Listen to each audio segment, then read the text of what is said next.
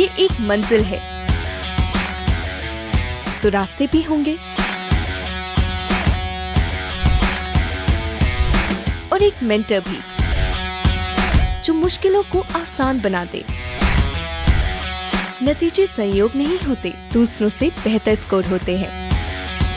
GS Score, an institute for civil services. Good career is a process, and mentoring at GS Score is driven by primarily two objectives. One is empowerment and another is excellence. This is what we are known for. कामयाबी की राह पर 1000 से भी ज्यादा निशान। GS Score।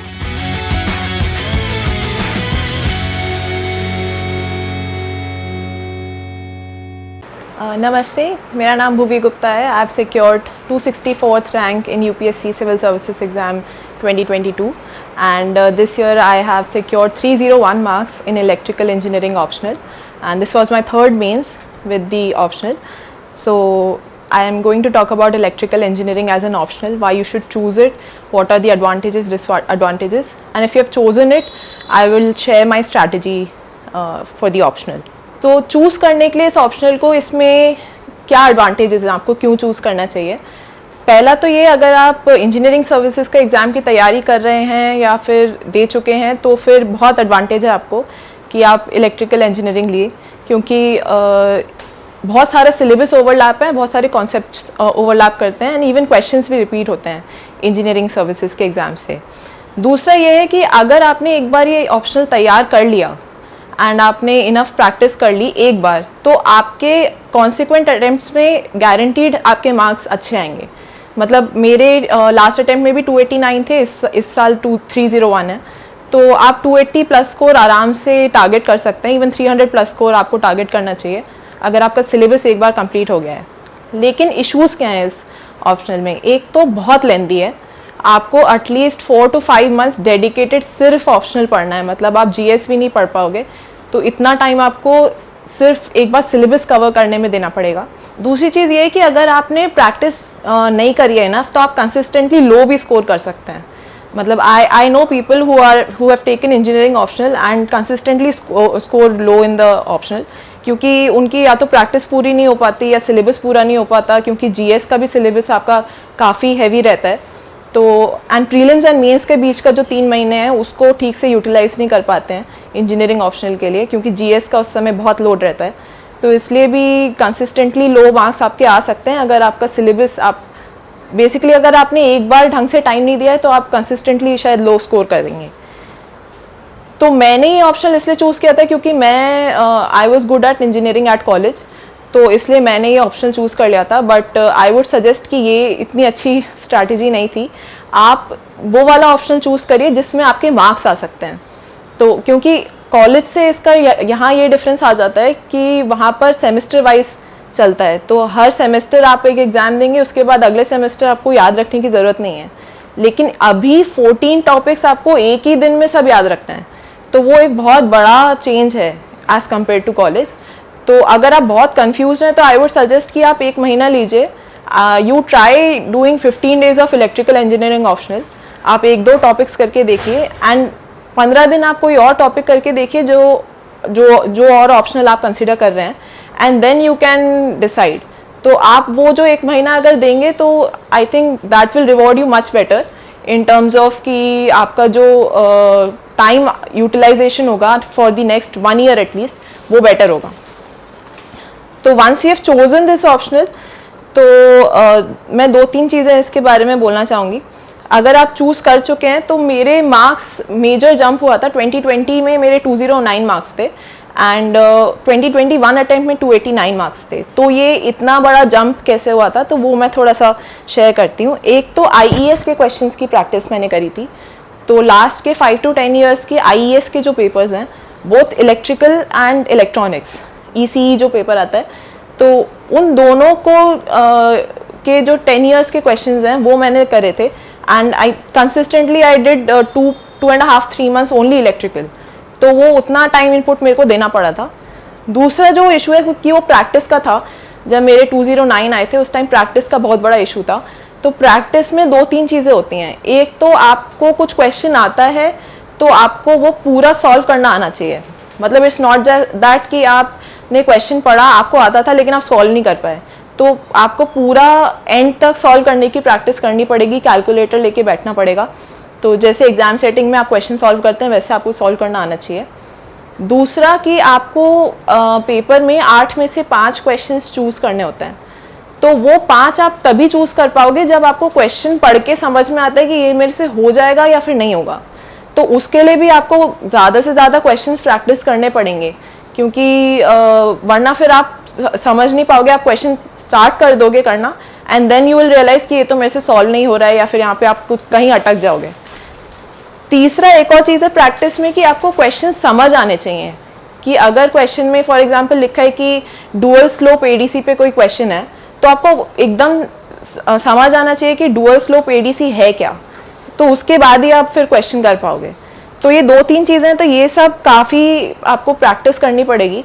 तो मैंने 2-3 जगह से प्रैक्टिस करी थी। एक तो जो मैंने शेयर किया IES के प्रीवियस ईयर क्वेश्चंस थे, फिर मैंने टेस्ट सीरीज़ करी थी, सिविल सर्विसेज का जो इलेक्ट्रिकल ऑप्शनल का टेस्ट सीरीज़ है उसको किया था, फिर मैंने IES के भी टेस्ट सीरीज़ के कुछ क्वेश्चंस करे थे, तो वहाँ से मेरा काफ़ी बड़ा क्वेश्चन बैंक बन गया था। मैं रेफरेंस टेक्स्ट से क्वेश्चंस नहीं करना प्रेफर करती थी, क्योंकि उसमें बहुत टाइम इन्वेस्टमेंट जाता है जस्ट क्वेश्चंस ढूंढने में। तो रेडीमेड अगर आपको कहीं टेस्ट सीरीज़ में क्वेश्चंस मिल रहे हैं या PYQs की जो बुक्स हैं वहाँ से क्वेश्चंस मिल रहे हैं, तो मैं वहाँ से करती थी। उसके बाद जो नेक्स्ट चीज़ आती है कि नोट्स कैसे बनाएं, या फिर तैयारी जब हम कर रहे हैं तो हमारा प्रोसेस क्या है। तो नोट्स में मैं प्रेफर करती थी कि मैं सबके नोट्स बनाऊं, सारे 14 टॉपिक्स के, क्योंकि हम लोग एक टॉपिक बहुत जगह से पढ़ते हैं। अगर कोई भी जैसे सर्किट थ्योरी ले लिया, आपने उसकी बुक पढ़ी, उसके बाद आपने CSE के PYQ किए, फिर IES के PYQ किए, फिर आप टेस्ट सीरीज़ कर रहे हो, वहाँ से भी आपको कुछ अच्छा मटेरियल मिल जाएगा। तो बहुत सोर्सेज हो जाती थी, तो वो रिवाइज़ कैसे करोगे, तो वो मुझे इशू होता था, इसलिए मैं सबके नोट्स बनाती थी। तो मेरे पास ऑल 14 टॉपिक्स के नोट्स थे, तो उसमें मैं नोट्स में मतलब आई यूज्ड टू ट्राई कि एग्ज़ाम ओरिएंटेड ही नोट्स बने। तो अगर जैसे मेजरमेंट्स एंड इंस्ट्रूमेंटेशन टॉपिक है तो वो थोड़ा थ्योरी ओरिएंटेड है, तो मेरे नोट्स भी थ्योरी टाइप ही होते थे। एंड अगर कुछ मशीन्स का जैसे टॉपिक है तो उसमें क्वेश्चंस ज़्यादा आते हैं सॉल्व करने के लिए, तो मेरे नोट्स में I used to include questions also, कि ये वाला क्वेश्चन था तो इसको इस तरह से सॉल्व किया गया था। तो उससे मेरे को जब मैं फाइनल रिवाइज़ करती थी तो मेरे को काफ़ी एफिशिएंटली रिवाइज़ हो जाता था। एंड दूसरी एक और चीज़ मैंने करी थी कि मैंने शॉर्ट नोट्स बनाए थे प्रीलिम्स एंड मेंस के बीच में। हर टॉपिक का जब मैंने फर्स्ट रिवीजन किया तो उसके साथ साथ मैंने उनके 8 to 10 पेजेस में एक शॉर्ट नोट्स बनाए। तो वो मैं इसलिए करती थी क्योंकि मुझे इशू है कि मैं भूल जाती हूँ चीज़ें, तो मुझे कांस्टेंट रिवीजन की ज़रूरत होती है। ये मतलब पर्सनल चॉइस हो जाएगी आपकी, अगर आप मेरे जैसे हैं तो फिर आप भी शायद कंसिडर कर सकते हैं शॉर्ट नोट्स बनाना, specially for some topics like signals and systems. तो उसमें तो काफ़ी इतने सारे फॉर्मूले होते हैं कि आप रिवाइज़ करोगे तो अच्छा रहेगा। तो वो मेरे शॉर्ट नोट्स एक बार बन गए थे, तो मेरा सेकेंड रिविजन बहुत ही ईजीली हो गया था प्रीलिम्स एंड मेंस के बीच में ही। एंड फिर जो आपको एक हफ्ता मिलता है GS के बाद ऑप्शनल के पेपर से पहले, उसमें भी मैंने बस अपने शॉर्ट नोट्स रिवाइज़ किए, कुछ क्वेश्चन सॉल्व करे, PYQs देखे, एंड मेरा फिर रिविजन कंप्लीट हो गया था। तो short notes is also a good choice अगर आप मेरे जैसे हैं, आप भूल जाते हैं तो। एंड एक और चीज़ मैं नोट मेकिंग में ऐड करना चाहूँगी कि आप अपने खुद के नोट्स बनाएं। मतलब किसी और के नोट्स को आप पढ़ोगे, आपको शायद कुछ चीज़ें शायद कॉन्सेप्ट क्लियर हो जाएं, लेकिन याद रखने के लिए आपको खुद के नोट्स बनाने पड़ेंगे। तो मतलब आप अपने नोट्स बनाएंगे तो पहली बात तो वैसे ही वो बहुत सारी चीज़ें रिटेन हो जाती हैं, फिर आप अपने खुद के नोट्स बार बार देखते हैं तो फिर एक फोटोग्राफिक मेमोरी टाइप बन जाती है कि आपको याद रहता है कौन सा फॉर्मूला कहाँ लिखा था, किस चीज़ का कौन सा फॉर्मूला है। तो आप अपने नोट्स बनाएंगे तो बेटर रहेगा। एंड उसमें ये तो है ही, एक बॉटम लाइन तो है ही कि आपको कुछ चीज़ें तो रटनी ही पड़ेंगी। मतलब अगर आप इसमें कंफ्यूज हो रहे हैं कि डीमक्स और मल्टीप्लेक्सर में कौन सा था, तो फिर तो बहुत इशू हो जाएगा। तो वो तो आपको एक बेस लाइन रेक्टिफिकेशन तो करना पड़ेगा, तो उसके लिए भी आपको नोट्स आपके खुद बनाए हुए ज़्यादा सही रहेंगे। फिर एक इशू होता है कि हम लोग डर जाते हैं, मतलब जो एक फोबिया हो जाता है हम लोग को अगर हमने इलेक्ट्रिकल ऑप्शन ले लिया है। स्पेशली मैं जो उन लोगों से मिली हूँ जो या तो इलेक्ट्रॉनिक्स बैकग्राउंड से हैं या इलेक्ट्रिकल बैकग्राउंड से हैं, क्योंकि बहुत सारे टॉपिक्स नए होते हैं। तो इवन दो मेरे कॉलेज में एक ही स्ट्रीम थी, इलेक्ट्रिकल ही थी, ऐसे इलेक्ट्रॉनिक्स इलेक्ट्रिकल अलग अलग नहीं था, लेकिन फिर भी देयर वर 2 or 3 टॉपिक्स जो मेरे लिए बिल्कुल ब्रांड न्यू थे एंड मेरे को वो फिर खुद से करने पड़े। तो उसमें मतलब मैं आपके साथ एक दो चीज़ें शेयर करना चाहूँगी, क्योंकि मैंने सिलेबस पूरा कर लिया है, तो एक दो इंसाइट्स हैं शायद आपको हेल्प करे टू ओवरकम दैट फोबिया। एक तो ये चीज़ है कि जो हम लोग टॉपिक्स डिफ़िकल्ट सोचते हैं, जैसे कि माइक्रो प्रोसेसर हो गया, पावर इलेक्ट्रॉनिक्स हो गया, इसमें बहुत ज़्यादा वैरायटी ऑफ क्वेश्चन नहीं आता है। आप एक बार कर लोगे तो फिर वेरी लाइकली कि फिर आप सारे क्वेश्चंस उसके सॉल्व कर लोगे। तो आप उस पर्सपेक्टिव से भी करो। मतलब अगर जैसे मेरे लिए बहुत इनर्शिया होता था पावर सिस्टम प्रोटेक्शन को करने का, तो मैंने फिर वो एक बार कर लिया, उसके बाद I never faced any issue in that.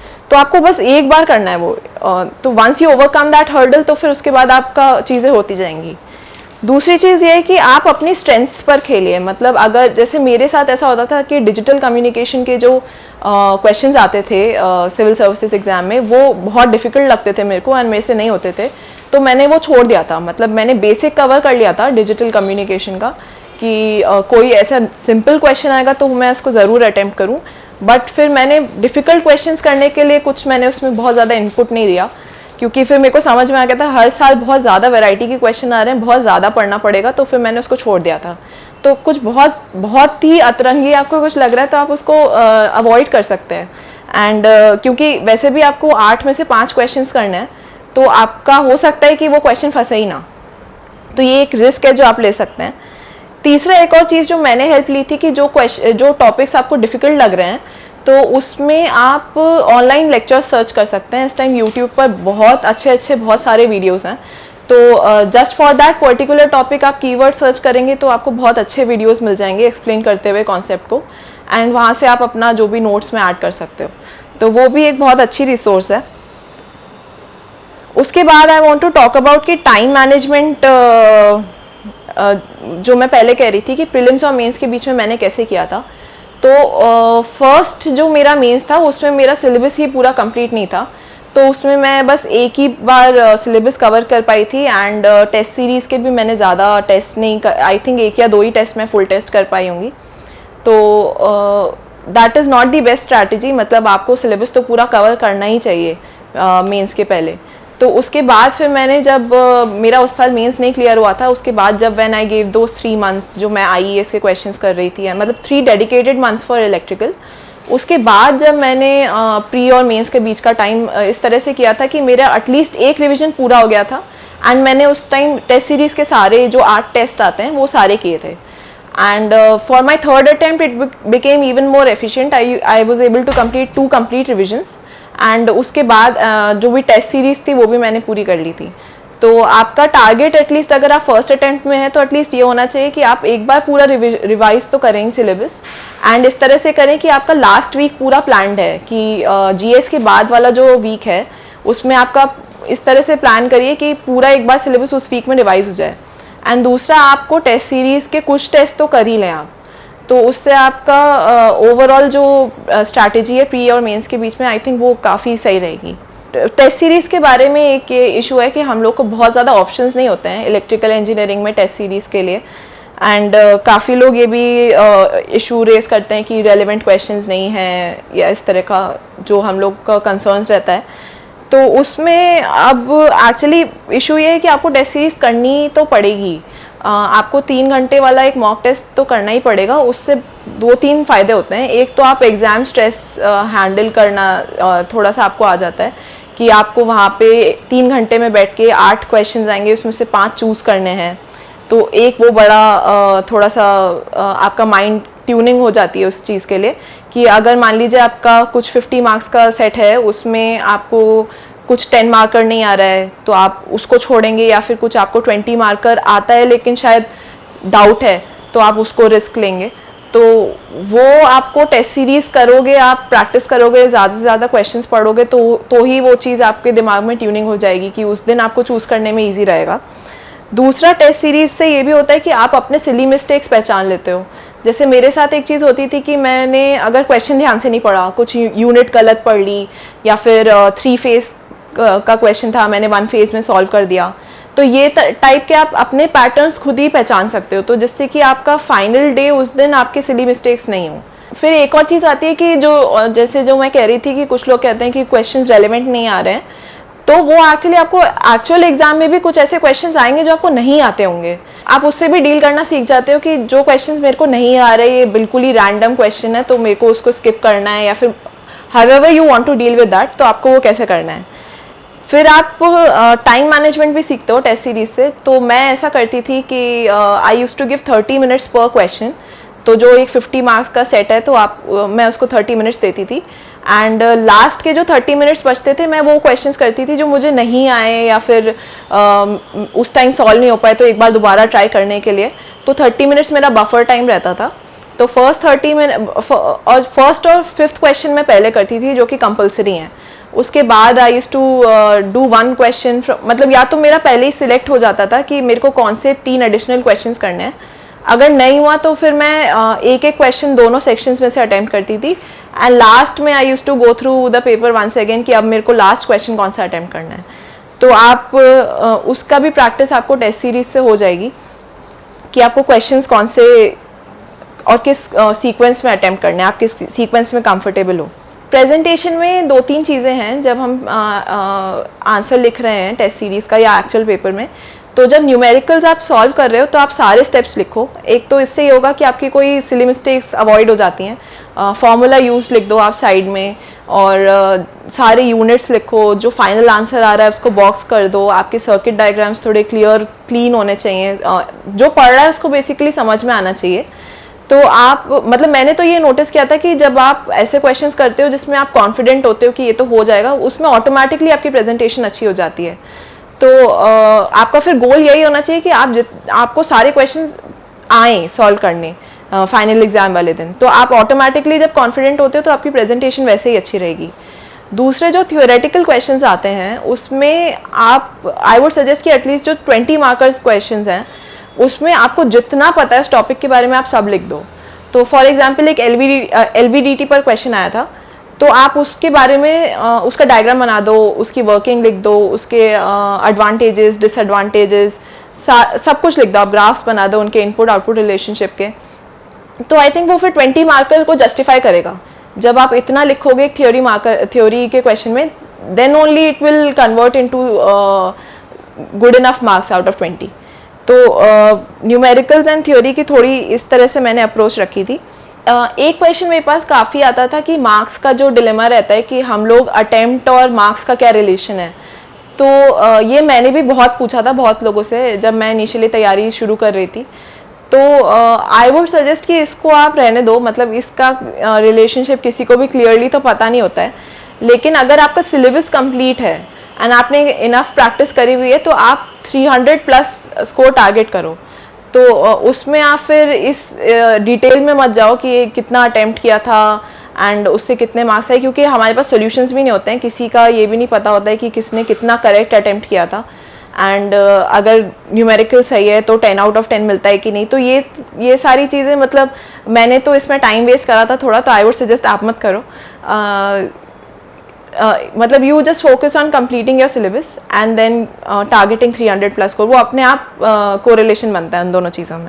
इसके अलावा एक और चीज़ जो मुझे इन जनरल शेयर करनी थी वॉज दैट कि आपको बहुत एडवाइस मिलेगी from various sources during your preparation. मैं भी अभी एडवाइस ही दे रही हूँ। तो please use your own common sense, जो आपको लॉजिकल लगे एडवाइस आप बस उसी को लो। अगर जैसे मैं बोल रही हूँ कि मैं नोट्स बनाती थी, आपको नोट्स बनाना नहीं रेलिवेंट लगता है तो आप मत बनाइए। तो इस तरह के आपको बहुत लाइक फॉर एग्जांपल जीएस में इस तरह से काफ़ी लोग बोलते हैं कि आपको एक्स नंबर ऑफ टेस्ट तो करने ही हैं, मॉक टेस्ट करने ही हैं। तो I don't think this is relevant. मतलब जैसे मेरा ऐसे होता था कि मुझे प्रीलिम्स में कभी एमसीक्यूज़ वाला इशू नहीं हुआ था, मुझे हमेशा या तो कंटेंट का इशू रहता था। तो मैंने लास्ट 2 प्रीलिम्स में हार्डली कोई टेस्ट किया होगा। I don't think last year तो मैंने एक भी फुल टेस्ट किया था, एंड उसके पहले शायद 3 या 4 फुल टेस्ट किए थे, because that is what my approach was. मतलब मेरे को अपनी स्ट्रेंथ एंड वीकनेसेस पता थी, मुझे पता था कि मेरा सिलेबस रटने में ज़्यादा इशू है, तो मैं उधर टाइम इन्वेस्ट करती थी।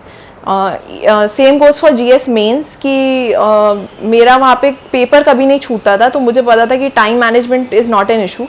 तो मैं इसलिए papers, just question papers test series के पढ़ती थी, अपने आप ब्रेनस्टॉर्म करती थी सॉल्यूशंस, एंड देन उसके सॉल्यूशंस जो उन्होंने दिए होते थे वो क्रॉस चेक करती थी।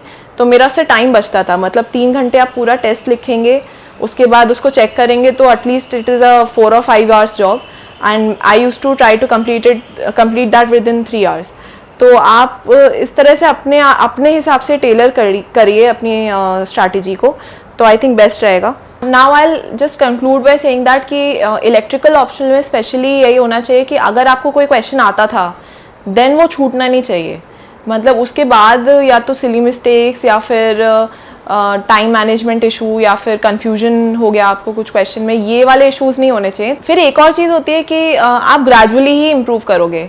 आप उस चीज़ का लोड मत लेना कि अगर आप प्रीलिम्स के बाद पहला 3 hour टेस्ट लिख रहे हो तो वो 3 hours में ही कंप्लीट हो जाएगा. ये तो लॉजिकली भी नहीं होना चाहिए. मतलब आप इतने टाइम बाद टेस्ट लिख रहे हो, आपको सिलेबस ढंग से याद नहीं है, तो आपको ग्रेजुअली ही इम्प्रूव करना है. योर टारगेट शुड बी कि एग्ज़ाम वाले दिन आपको 3 hours में कंप्लीट करना है.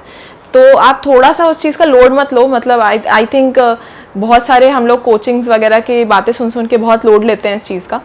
तो आपको ग्रेजुअल इम्प्रूवमेंट करना है अपने अंदर, सो दैट आपका टेस्ट वाले दिन बेस्ट परफॉर्मेंस हो. तो आप उस तरह से अपनी तैयारी को टेलर करिए. लास्ट मैं फिर ये बोलूँगी कि एक तो I started a Telegram channel, तो उस पर मैं थोड़ा टॉपिक वाइज थोड़ा डिटेल में I try to share on electrical engineering specifically.